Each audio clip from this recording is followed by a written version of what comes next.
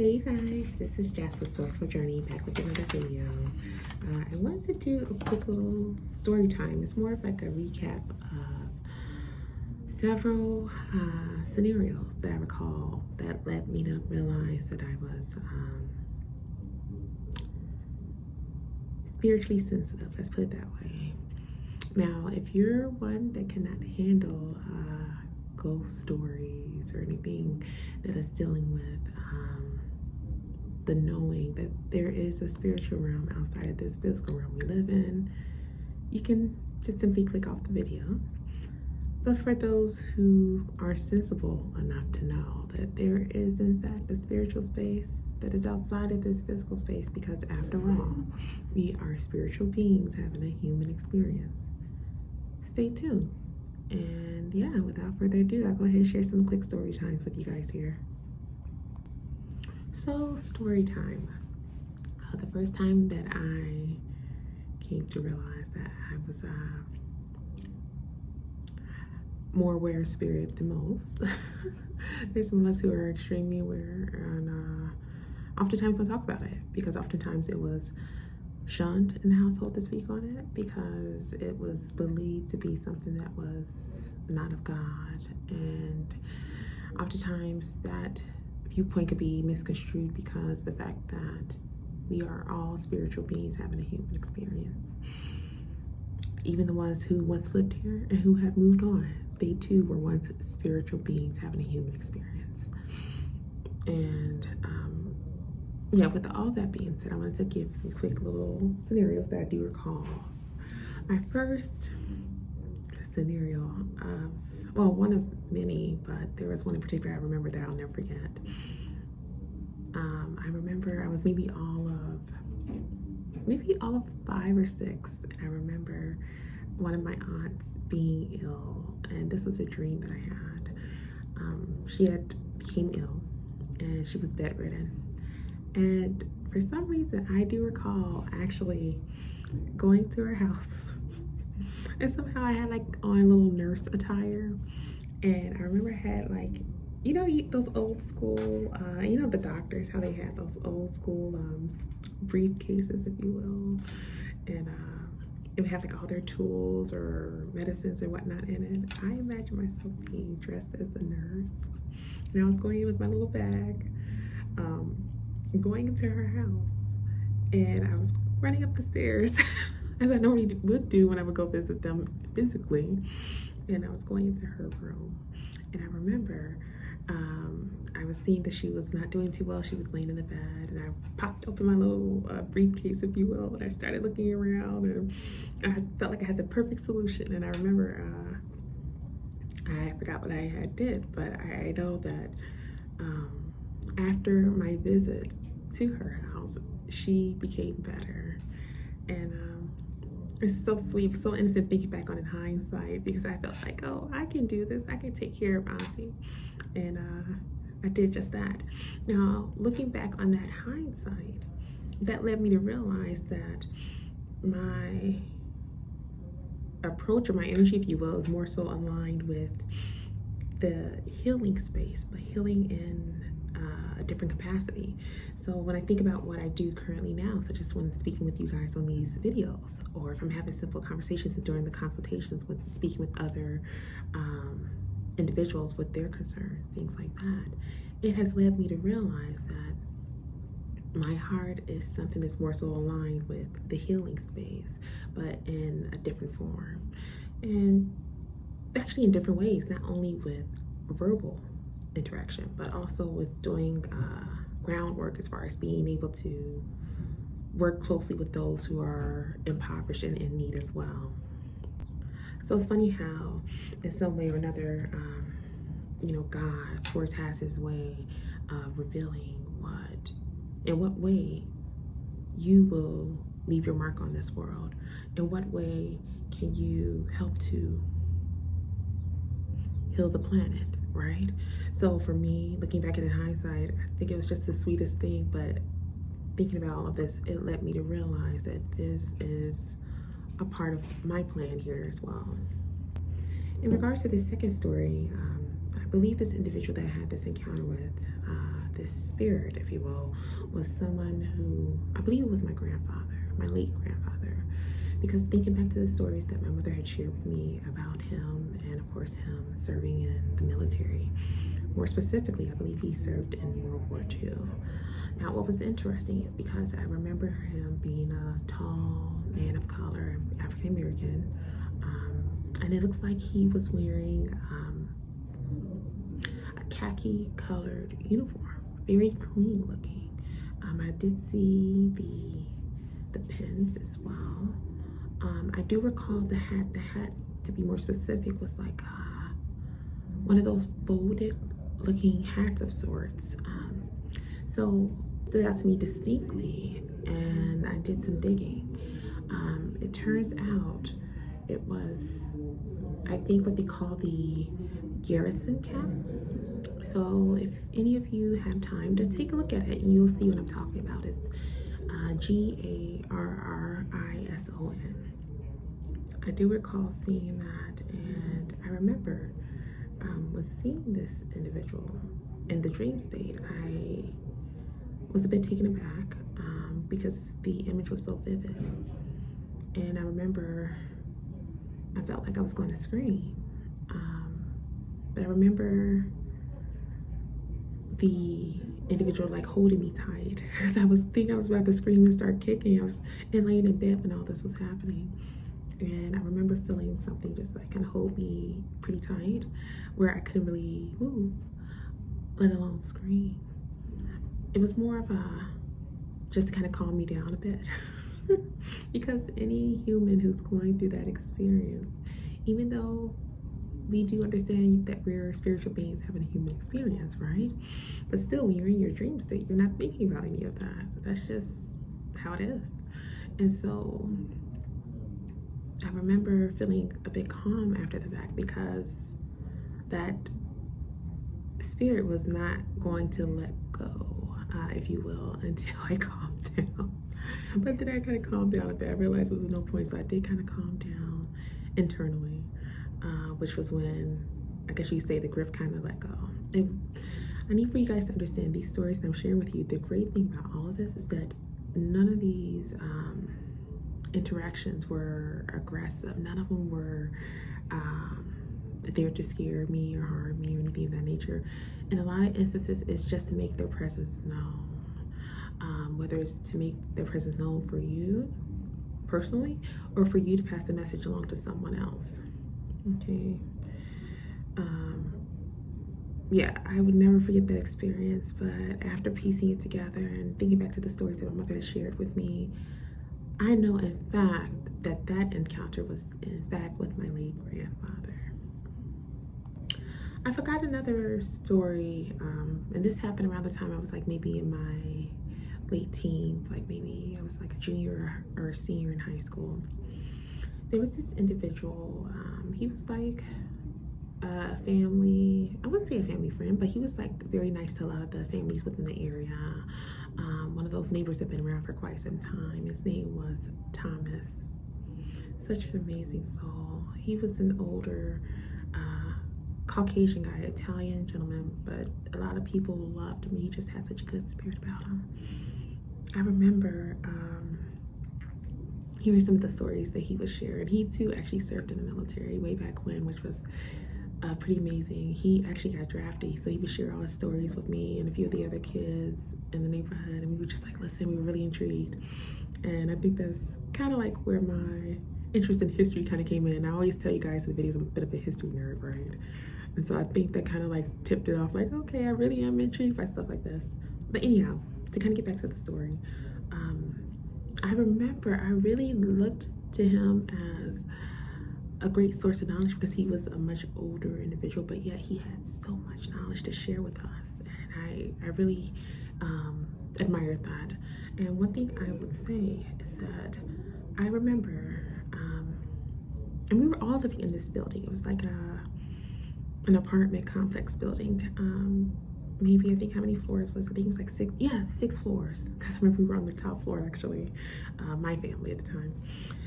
I do recall at that point we had already moved out of the building, moved into another location, and we were actually going back to visit a few friends and some of the relatives that still lived in the building.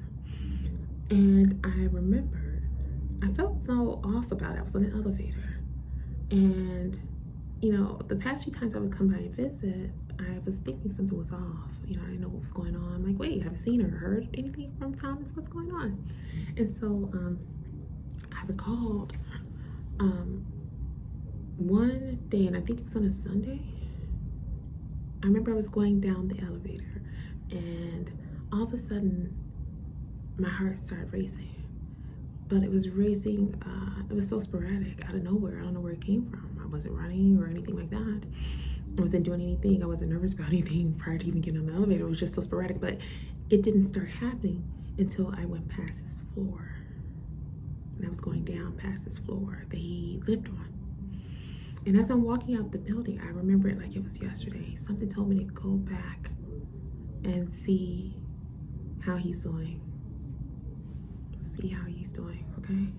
So what I did, I went back into the building, got on the elevator, and went back to his floor. I think he was on the second floor to be exact. And I recalled when the elevator door opened, there was one of our janitors. I'll never forget this guy. His name was Arturo. He was sitting at the doorway, and I think I saw there was he was in there, and it looks like he was moving some stuff around or moving some stuff out. And I asked, I kind of looked and said, hey, Arturo. He was another great person, a great janitor with our building. He was always consistent when it came to any requests we needed to submit, as far as any plumbing issues, things like that. He was really on top of it, and people loved him for that. But I was like, hey, Arturo, and he said hi. And I said, hey, what are you doing? Like, where's this? And his facial expression said it all. And then that's when he told me that Thomas had passed away. It turns out that his family, they came and did a wellness check on him. And that's when they came across him and found him passed away on his couch. And that's when it struck me like, oh, that's where that came from. And my back just moved. That is so weird. Okay, so I'm gonna pretend like that didn't happen. So that's when I realized, like, okay, me feeling that energy and that racing of the heart had to have been the reason why he passed.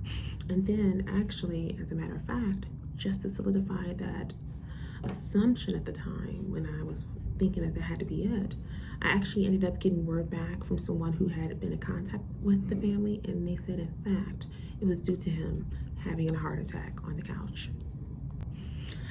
That was when I realized, like, okay, we are truly never alone.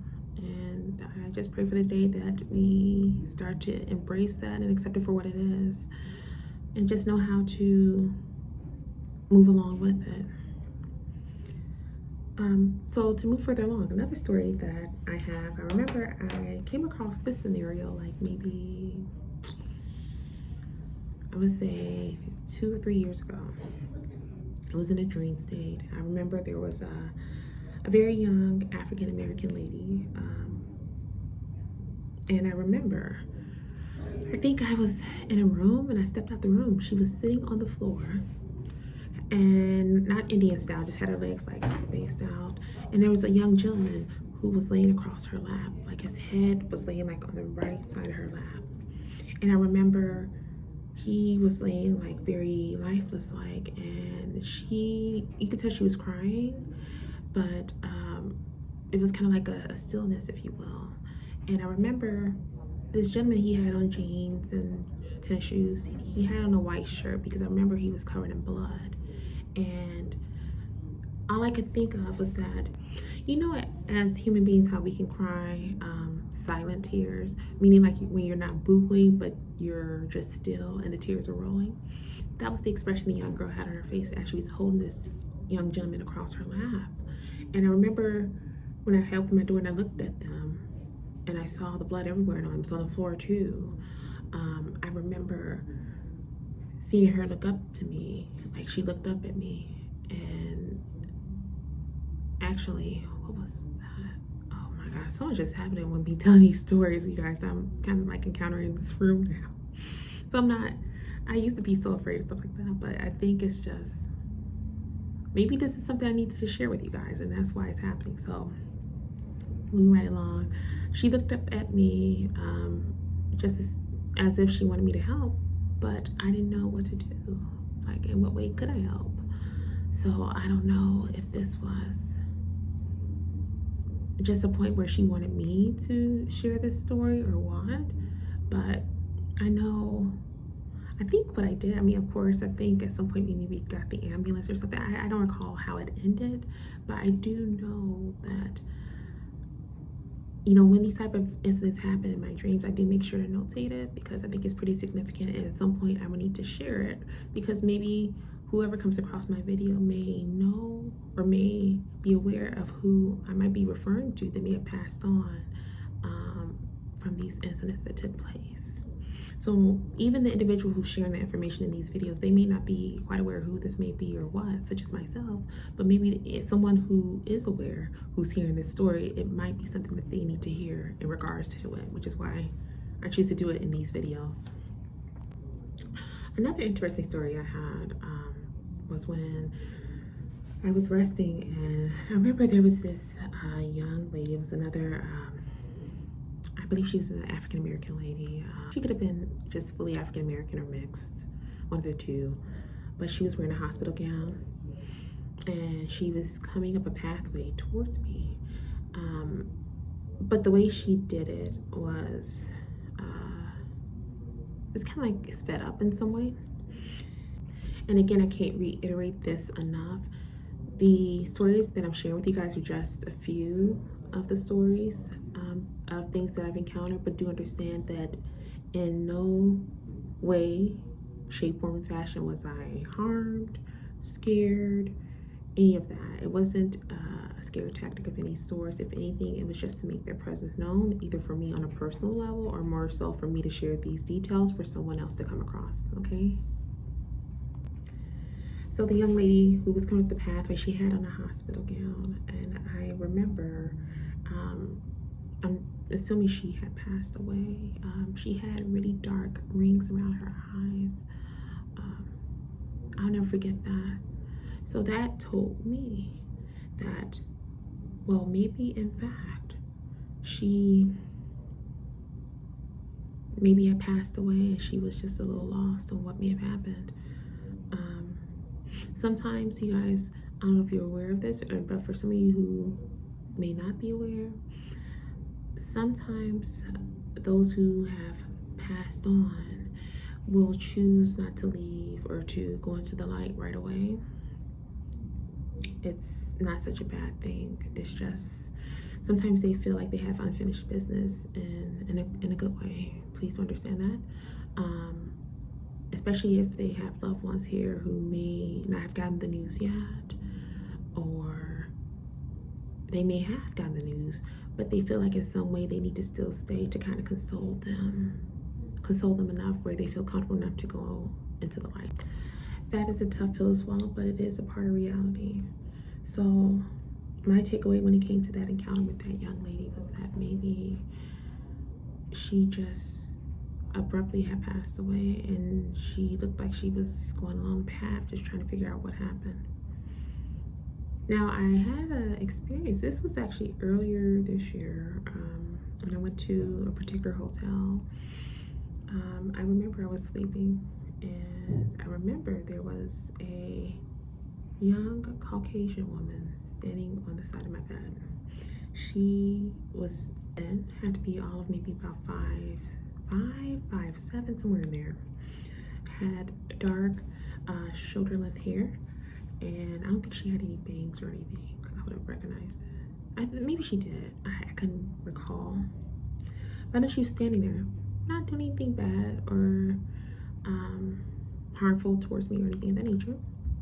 But she was standing there, and I think she was because she knew at some point I was going to wake up. And I did. And she was just watching me while I sleep. What was funny, I have to laugh about it because I'm laughing because I was getting ready to scream again.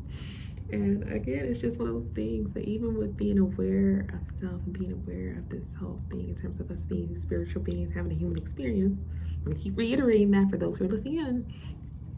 I still, that human side of me wants to feel the need to scream. I want to feel the need to scream. But it's so funny because I think they know this. They know this when dealing with us here, that okay, you guys tend to like to scream or have this urge to want to scream to the top of your lungs.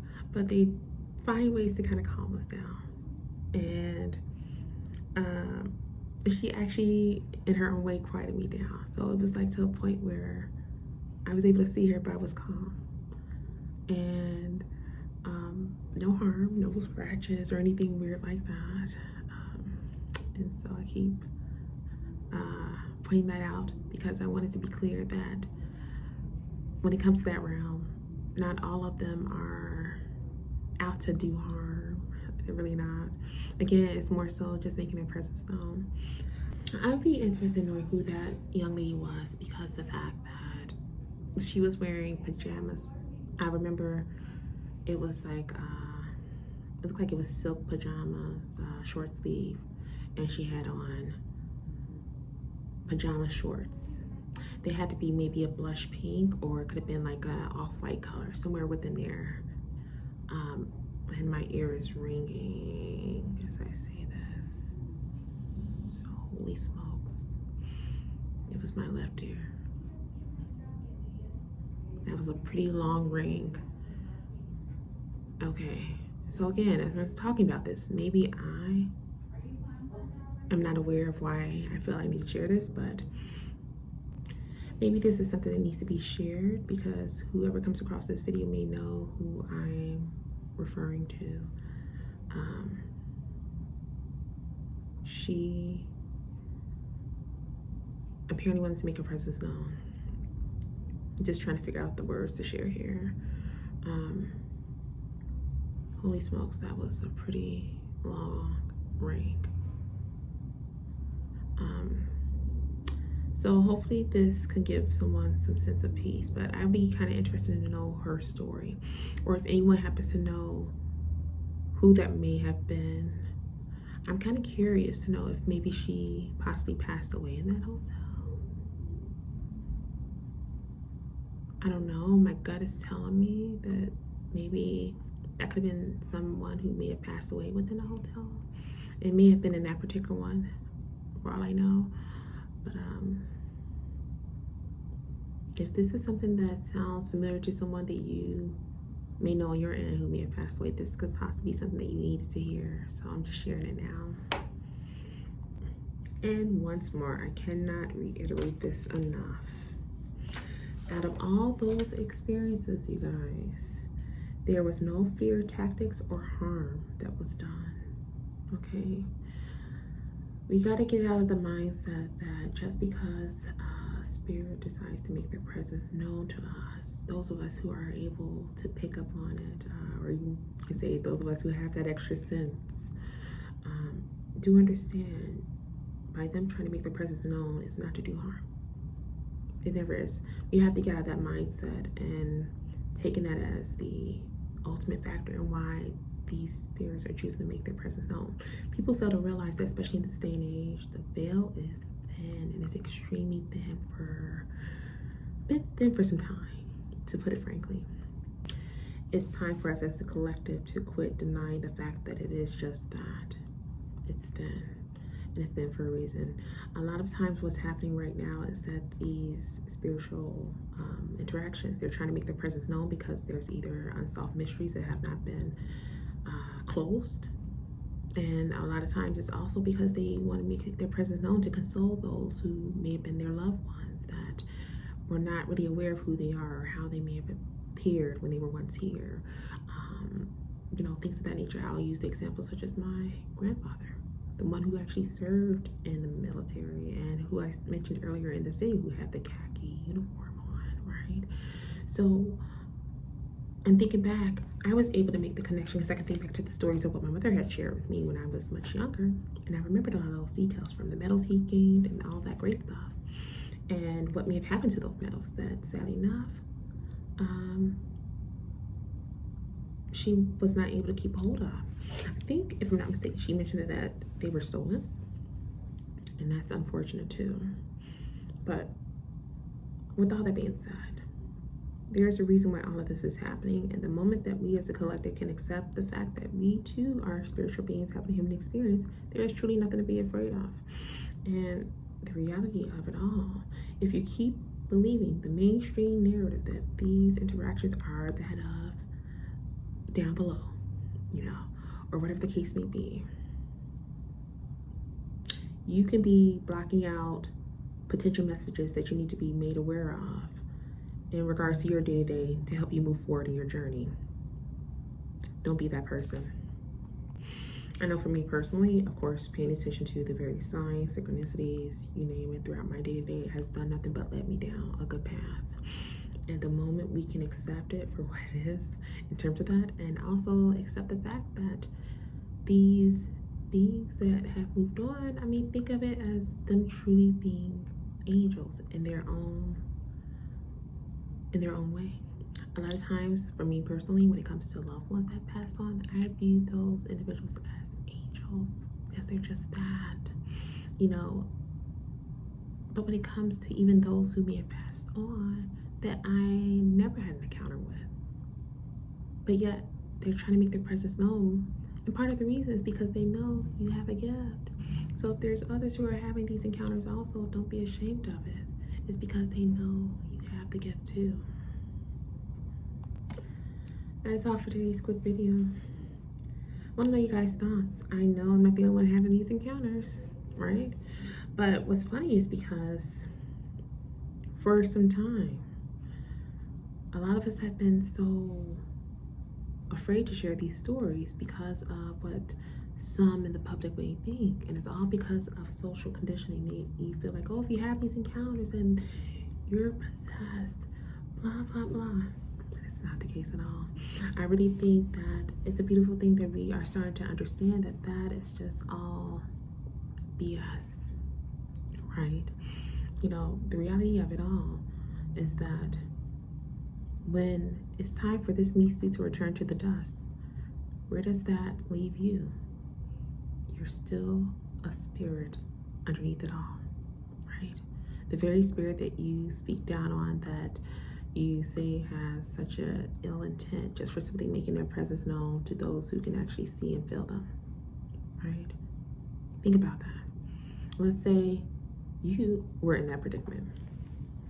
Perfect example. Let's say you were in that predicament, right? Let's say you were in a hospital and somehow you passed on because maybe you had a heart attack and none of your family can make it in time to get there before you had passed on. And yet you are in some way or another trying to figure out what happened, why did it happen so fast, and how can you let the others know that you're no longer there, that you're here. When certain things start to move around in your space, such as like that incident that happened where my bag behind my camera here moved when I started talking about that one individual. When you start to see certain orbs flying, which I've been seeing quite a bit. I just haven't said it until now in this video, but I've been seeing some motion behind this camera, but I'm trying to keep it all together for you guys as I'm recording this video. So the point I'm trying to make here is that you have to admit also that, let's say if your passing was abrupt, and let's say you had no family there, or maybe you had a few, but there are a few others you want to know what actually just went down in terms of your passing, you too will be trying to find ways to get the word out, whether it may be to, get to their location quickly, or maybe you'll find someone who you know from the spiritual side of things who has that extra sense as well to know your presence is around, who you know could possibly get your story out as well. I'm still thinking, even right now, that whole thing in regards to the ringing in the air that I just encountered when I was sharing that one story a moment ago, the fact that it was a longer ring in my ear, that lets me know that the very thing that I've been sitting on speaking on for quite some time was something that needed to be said. So again, it's all about slowing up, paying close attention, and actually in some way trying to do your part. First and foremost, trying to figure out what is your part. What are you truly meant to do here? And in what way can you leave your mark here, right? And each individual scenario is different.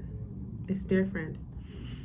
I think it's great that we, as a collective, day by day are starting to become more aware of self and what our true calling is on an individual scale. And it's beautiful. And I pray for the day that more people become aware and realize that it's more than just this 9 to 5. It's more than just wearing the latest designer pieces and clothing. Because as I mentioned to you guys in another video, when it's time for this body to return to the dust, are you bringing those items with you? We know the answer to that, and that's a huge hell no. So do what makes your heart happy, but at the same time, figure out what scenario, in what way can you leave your mark prior to your time of moving on. That's what's really key here. And to do so in such a way that it has an impact on others. Think of it this way. Let your gift be the gift that keeps on giving. That is all for today's video. So don't forget to like, share, and subscribe if you haven't done so already. I do want to welcome the newcomers to the family. I'm seeing you guys come in and I truly appreciate you. I do see you on the other pages as well. I do want you guys to know that consultations are still open. As you can imagine, today being Friday, it's a no-go because I'm actually booked. I'm getting ready to go into one here momentarily. But I wanted to do this video with you guys before jumping right into it.